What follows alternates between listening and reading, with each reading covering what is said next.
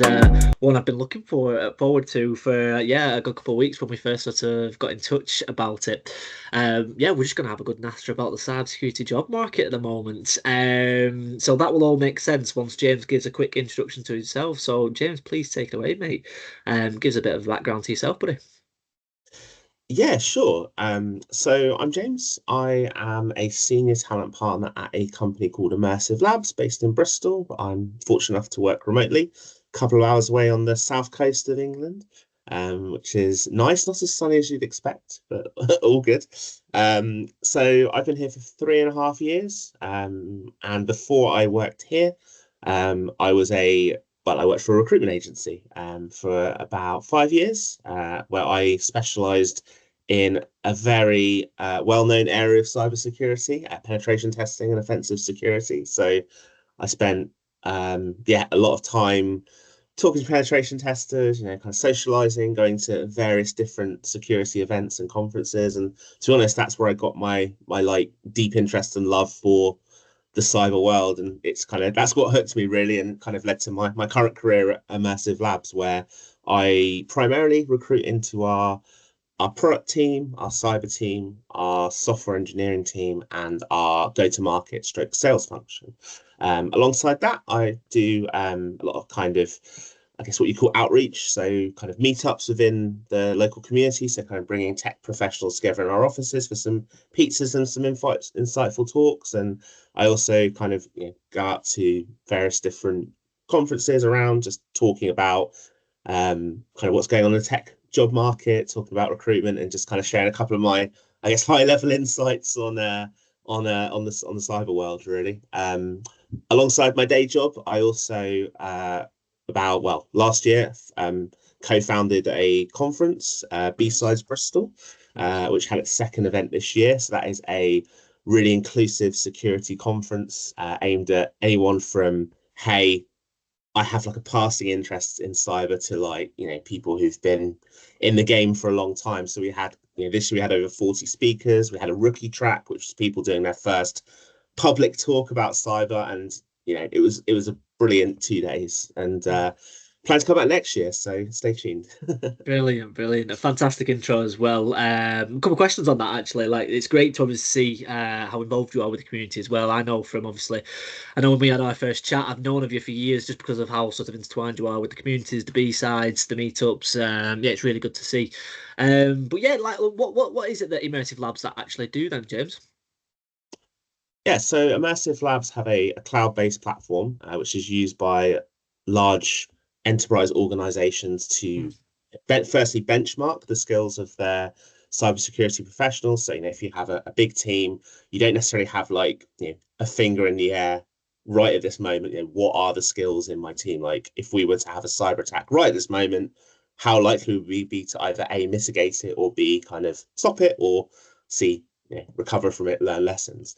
The second part of what we do is upskilling, so providing hands-on training and kind of environments where cyber professionals can then utilize the tools that they would use in the wild to then gain those skills, like fill those skills gaps and kind of reach their potential and be able to defend against attacks essentially. So Nice. Okay. Okay. Cool. So, with all your experience in obviously the agency world, internal now, with the community, I think we're alongside myself as well. That we should be able to have a good insight into the market in the next few minutes with this chat.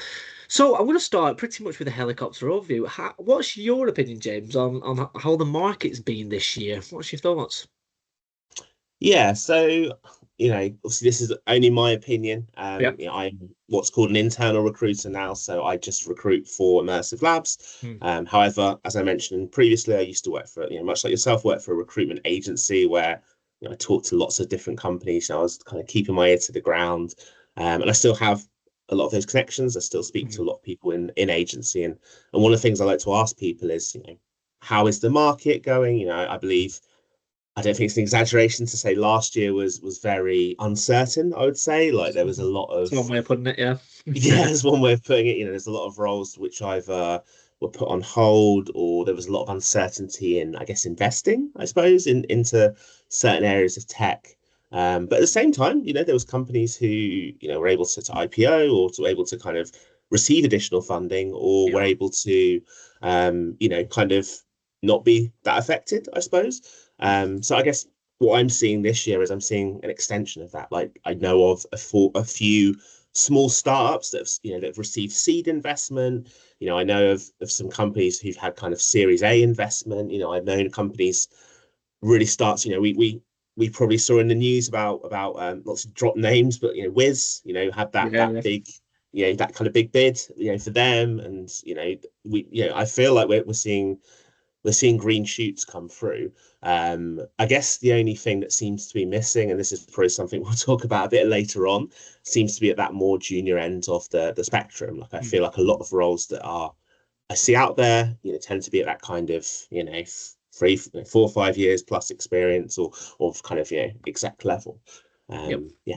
Yeah, no, absolutely interesting point. I completely echo it as well. To put my 2 pence into it, you're absolutely right. Last year, I think you was a lot more political with your answer in terms of saying it was a bit of a slow moving one. It was, yeah, it was a bit of a stagnant year. Was last year, but it's kind of like we've seen it just gradually. 2024 has been better, and we're definitely as we're entering sort of the end of Q3, start of Q4, we're seeing a really good sort of uptake in sort of roles now. Defence technical UK roles had a very slow start to the year from our viewpoint, a really slow start. So that obviously impacted the end user market. Consultancy was not as fast as it has been in previous years. However, vendor world remained pretty strong throughout, especially sort of EMEA vendor world. UK vendor world was still not as fast as EMEA. But as I've mentioned, the comment that I said about sort of us coming now, we're having a really sort of busy end to the year. So it's good signs as we're sort of heading into sort of 2025. Um, just to address your point about the skill sets and the particular roles, you're absolutely right, and we will sort of pick that in a few minutes. But yes, the entry level roles, it's always been sort of a problem. It's always been a difficulty. I just to kind of caveat that it's kind of like that and the top end of the market with the CISOs. I've seen this year the role of the seesaw has kind of come a little into question, in the sense Mm. of like there's a lot of people at the top end of the market where there's just not a lot of vacancies out there at the moment, and it's like, okay, is the role of a seesaw changing? Is it becoming more fractional? Is it becoming more field seesaw work? Like, what is it? Or are you just trying to get ahead of security who can do everything? Um, a lot to sort of unpick on that. Have you got any sort of thoughts on what I mentioned there about the seesaw role?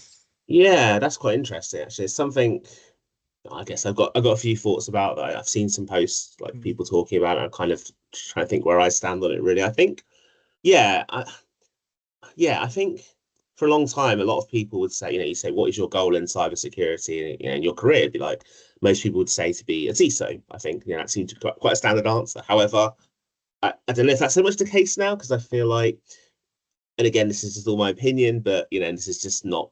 This is what I feel is happening. There is a lot more, we see DORA compliance coming in, you see a lot more compliance happening and you see a lot more accountability like being given to CISOs where if a breach happens, they're the person who gets the brunt of it, I suppose, really. They yeah, yeah, get and then so they get the finger pointed, they get the court case, they get it, yeah, and that might not have been the case a few years ago. It might have been a case of it's the CEO or the CRO or someone else, whereas now, CISOs are taking on a lot more, as you say, a lot more responsibility. It feels yeah, like, and they're not necessarily, not to say that a lot of them are probably paid very well, but maybe not necessarily, I guess, enabled to be able to deal with that, if that makes sense. If you have been I don't know, an analyst, then a consultant, then a head of, then an architect, and then a CISO, you may not have necessarily the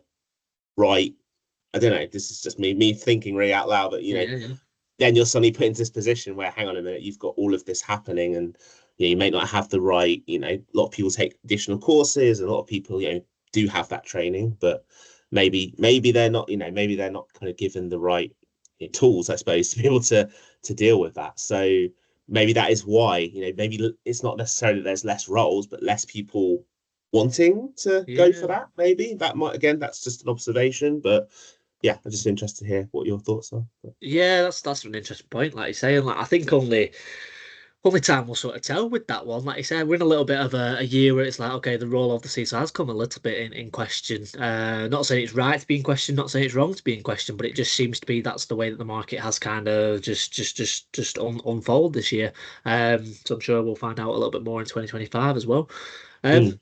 so I wanted to, we might as well address the elephant in the room. We are two recruiters that work in the field of cybersecurity, and the most common, um, God, phrase, myth, whatever you want to call it, the skills gap. What's your thoughts?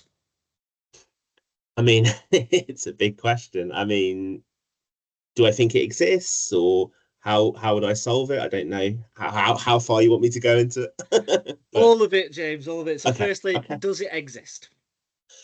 Yeah, I think so. And yeah, I think, and I was talking to someone about this last night at an event. I think it's very much there's so many different things that create the skills gap. I feel like I'm trying to think how to articulate this. A lot of traditional professions have a pathway. So, for instance, if you say, I want to be a neurosurgeon, then you go, how do I be a neurosurgeon? Right. I don't just go and be a neurosurgeon. I have to start somewhere. But it's what's what it's acknowledged that that person will have started somewhere. So they'll go to university, they'll study, I don't know, medicine. They will do a what they call it, not a placement, but like where they a residency. That's the word. They'll do a residency. They will pick up the skills, and then they're not going straight into operating on brains, but they will shadow, they will see all of those things, and then probably 7 years into their career, they will go, right, you are qualified now to be a neurosurgeon. Off you go. We trust you. You are a neurosurgeon.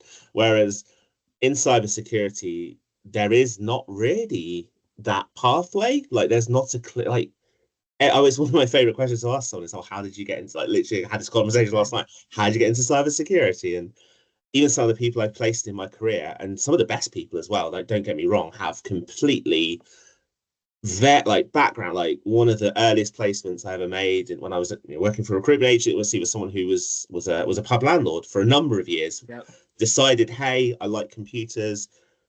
Went to university, got a degree.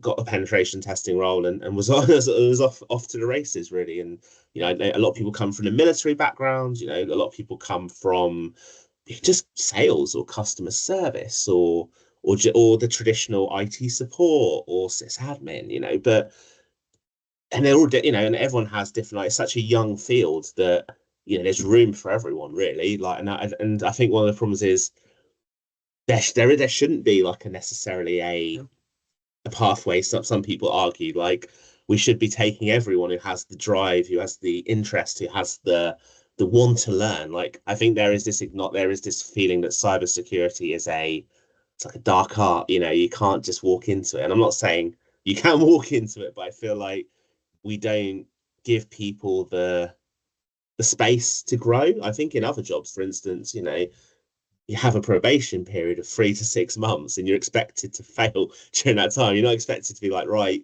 you're amazing straight away. You're given that time to grow. You have your meetings with your manager and say, hey, you're on track. Whereas cyber, and it's the speed of cyber moves so fast that there isn't the chance to kind of catch people up. So I guess that's the second part of it is, how do we solve it? Like, I guess it's it's many different things. I guess it's things like hands-on training, which I mentioned before, like giving people up to the minute, this is basically an exercise. This is the equivalent of the real world. That's a bit like with, I always use a video games analogy. Like, I'm not going to say if you play Call of Duty, you can join the army, Yeah. but you probably get a bit of an idea of like, okay, this is what that life is like. Or if you play, I don't know, railway simulator, you probably get quite a good idea of what the life of a train driver is like.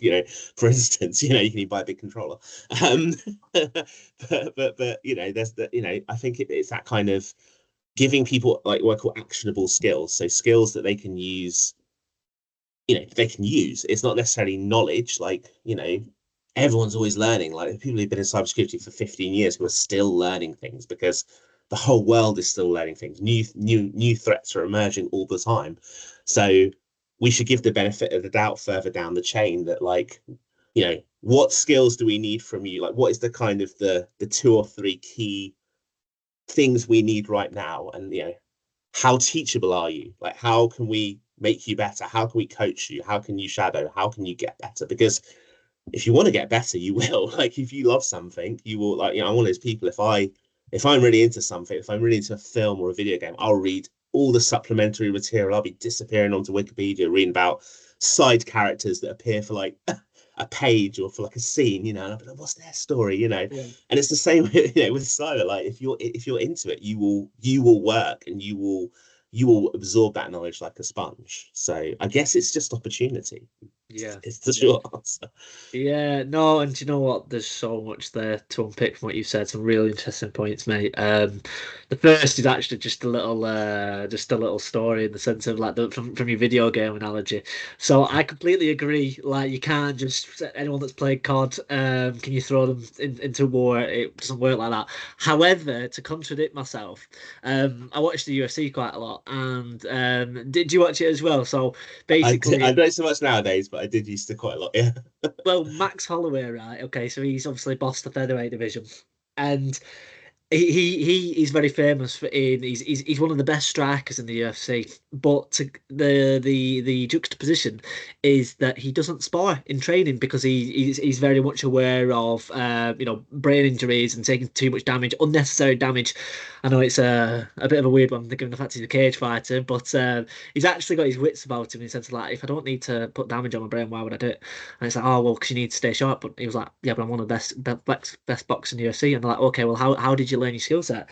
And the one of the original UFC games, UFC 1 or UFC 2 that came out Right. in the early 2000s, he said like, I just really liked the combos. So I was like, I just thought I'd try them out when I went to practice.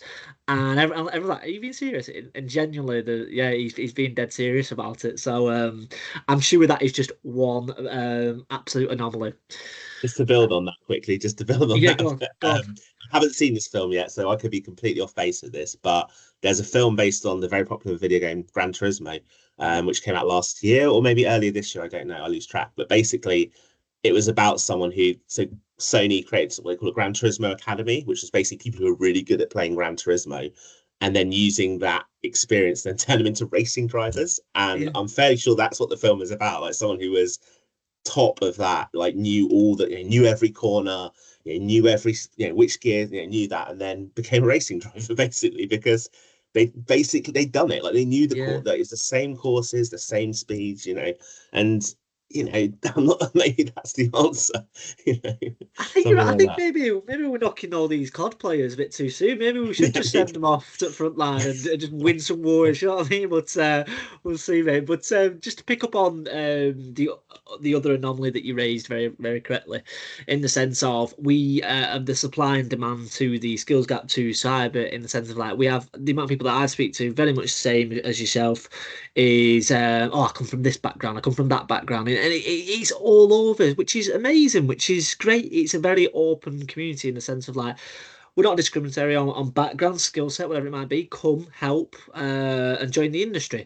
Um, but then there's a bit of a problem where it's like, okay, but we can't get people into the bottom of it. It's like, well, what's actually blocking it? And it's like you say, opportunity and skill set. Now, I'm going to tell you my viewpoint on why where I think that is, and I actually think it comes more into say this tongue in cheek, but we as recruiters in the recruitment industry need to look at ourselves in the mirror a little bit more to this. And are we sort of a problem part of it, or are we part of it in the sense of traditional recruitment processes, I think, are killing the cybersecurity industry in a way. So bear with me on that tagline, James. So what I mean by that is that I actually think that the skills gap is a massive game of Chinese whispers. I think originally 10, 20 years ago, hiring managers would have a need for their role in their team and they would put out advert X and they'd see the CVs and they'd be like, yeah, that's right, that's wrong, cool, I'll go interview them on a two-stage process. Nowadays, the hiring manager needs to go to HR to get approval, who then need to go to the CFO and say, "Can we go out for this role now?" No, we need to get budget in another area of the company. Blah blah blah blah blah, and therefore there's a timeline wait. And then as such, before the role even goes live. You then need the hiring manager sends the spec to HR, who might not be technical, and I might be being a bit too brutal on HR here, but they might not fully understand the complexities of a SOC analyst role, for example, or a pen test role, like say to pick up on your former subsector. And as such, they're going to be like, oh well, they don't have a crest, or they don't have a check, or they're not a check team lead, so therefore they must be absolutely garbage. And it's like, well, no, they're not good, and therefore they get binned, and therefore roles aren't getting filled. Whereas actually, a crest certification would have done. Check would have been amazing, but cool. We know what we're talking about there. But in terms of crest will do, and I want to speak to them. And as such, roles aren't getting filled, and we're wondering why. And it's like, is the skill set not out there? It's like, well, no, maybe because specs are getting lost in this Chinese game of whispers upon the.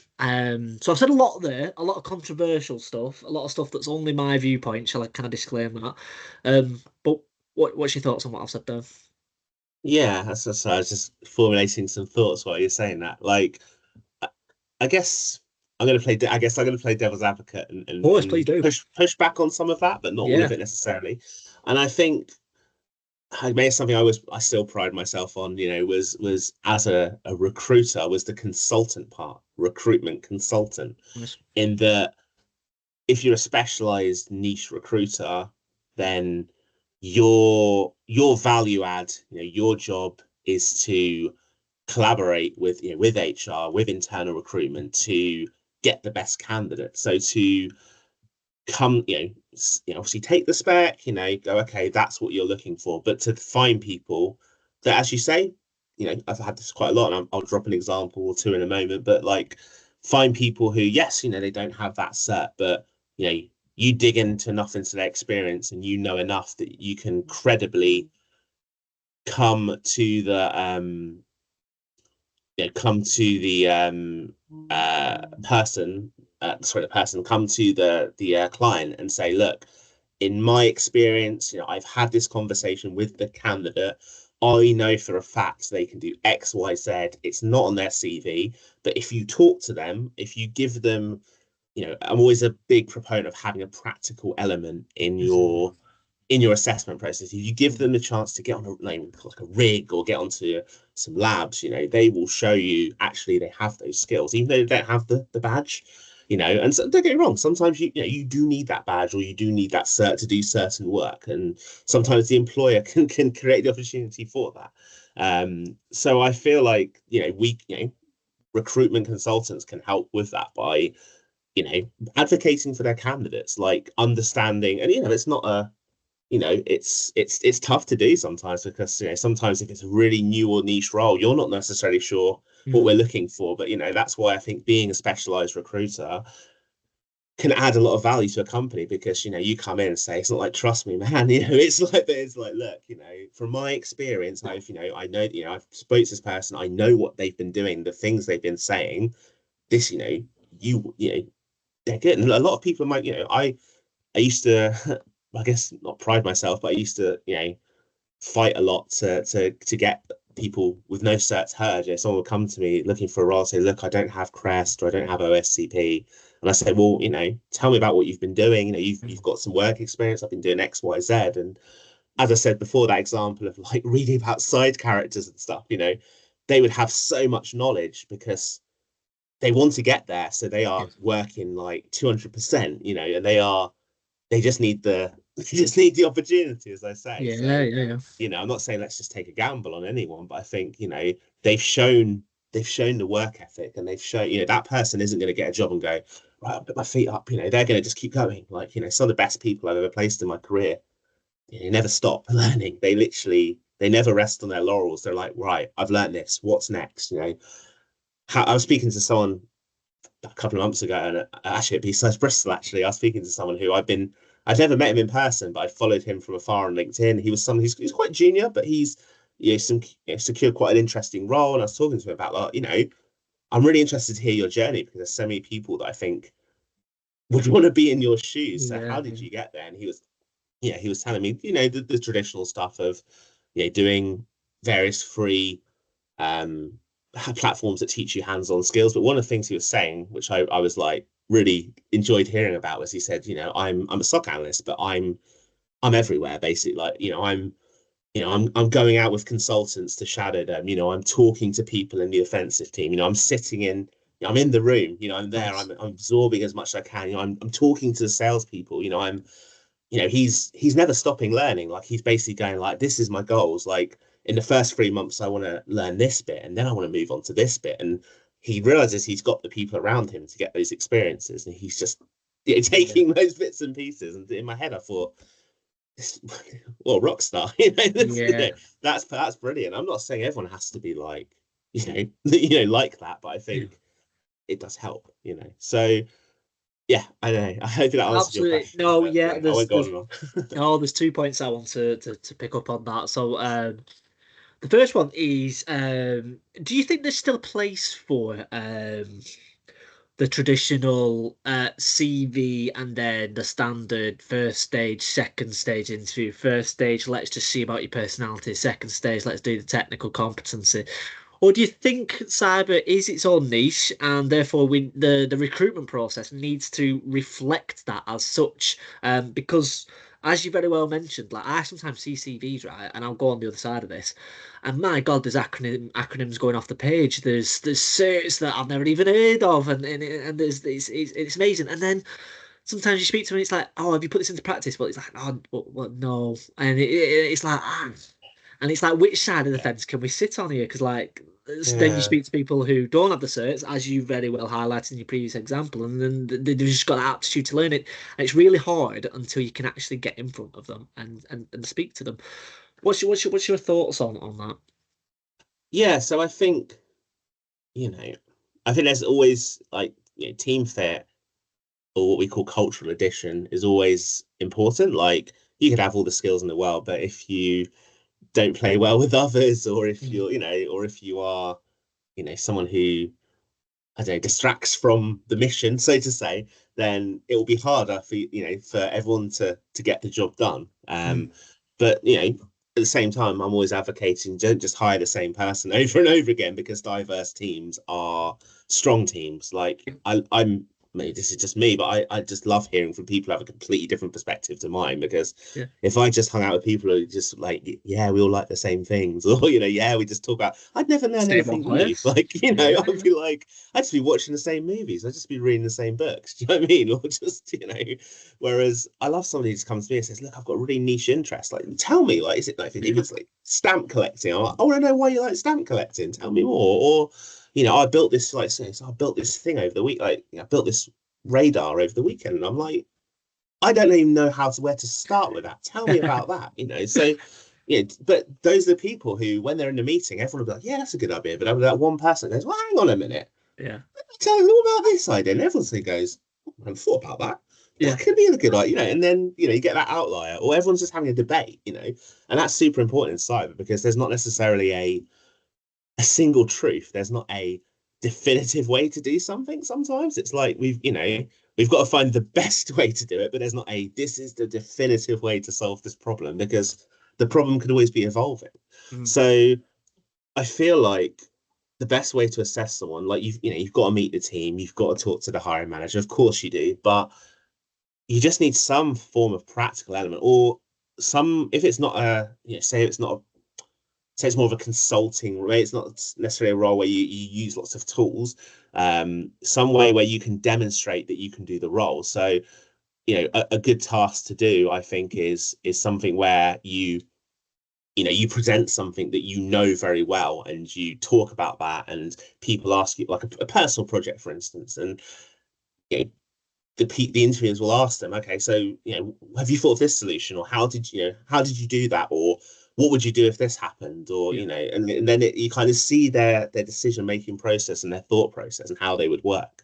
But if it's more of like a technical role, like a hands-on role, then create a VM, like create like a mini exercise, get them to show you if they can do it, like say, okay, you talk the talk, can you walk the walk, and then meet them and get them to tell you a bit about it. How was it? How long did it take you?